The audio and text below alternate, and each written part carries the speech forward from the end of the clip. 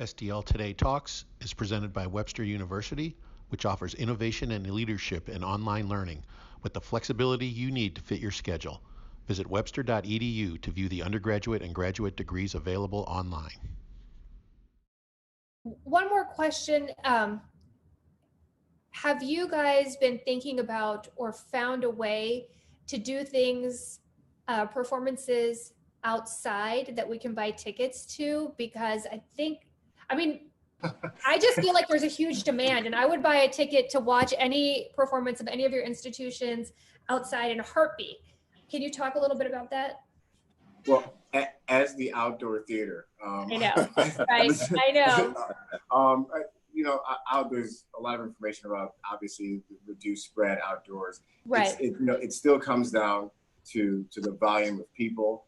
It comes down to some really basic things that there are performers and groups that are represented by unions and organizations, and until all of those groups also are comfortable, it doesn't. That decision is not ultimately just ours, and that's the truth of it. It's not to lay blame at anyone's feet. I think everyone is making the most responsible choices possible, but it comes down to how many people are you bringing in, how do they get in and out. So the indoor-outdoor question, outside is definitely helpful, but it's unfortunately not. Going outside is not a magic elixir. It's just not. Mm-hmm. There's still, how do you get them in? How do you get them out? How do you keep people from actually staying apart? We also know that we're in a society where there's a sliding scale of belief in the danger of this situation. And when you bring volumes of people together in a community and they don't necessarily see the danger or rank it in the same way, you will always face a challenge of getting if the person next to you does not believe in masks, they don't believe in masks, and that's a reality. So I think I agree with Andrew about protocols.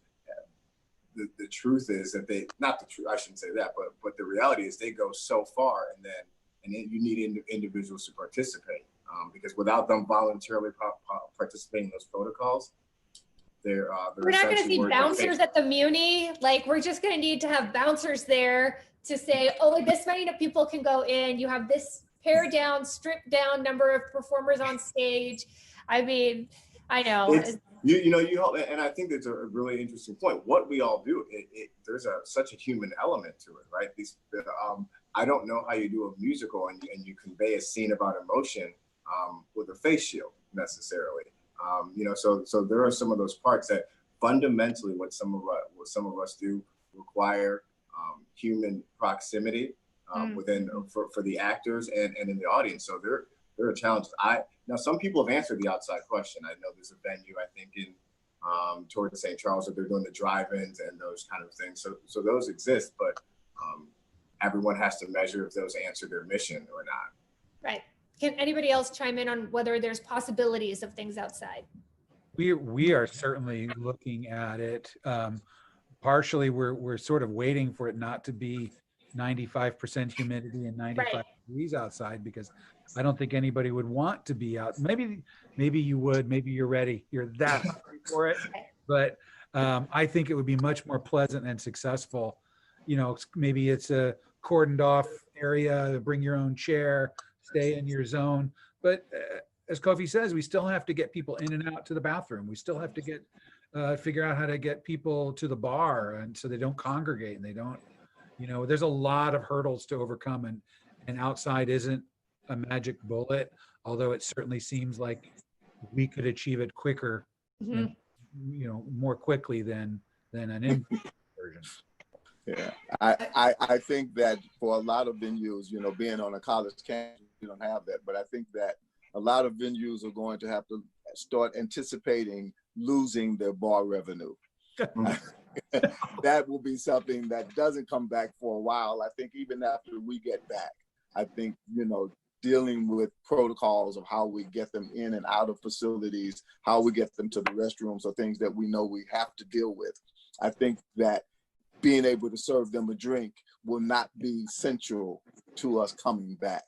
And then I think, as Kofi mentioned, I think, sort of these drive-in concerts have started happening. And I think that, if in fact they work, we may start seeing, other art forms, opera, theater, dance, certainly looking at the possibility of, operating in those fashions, with audiences being able to social distance themselves by staying in their cars and maintaining,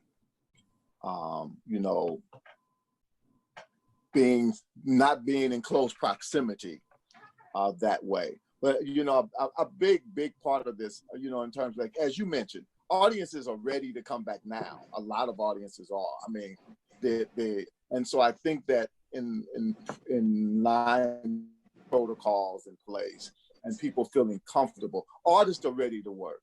I mean, there's a constant thread going on between the actors union and actors on all social media of, why can't we work? Why did the union is holding things up? So artists are ready to work. Audiences are ready for performances. I just think that we have to really, as a society, pull together to sort of, squelch this, and hopefully, the vaccination comes in soon enough.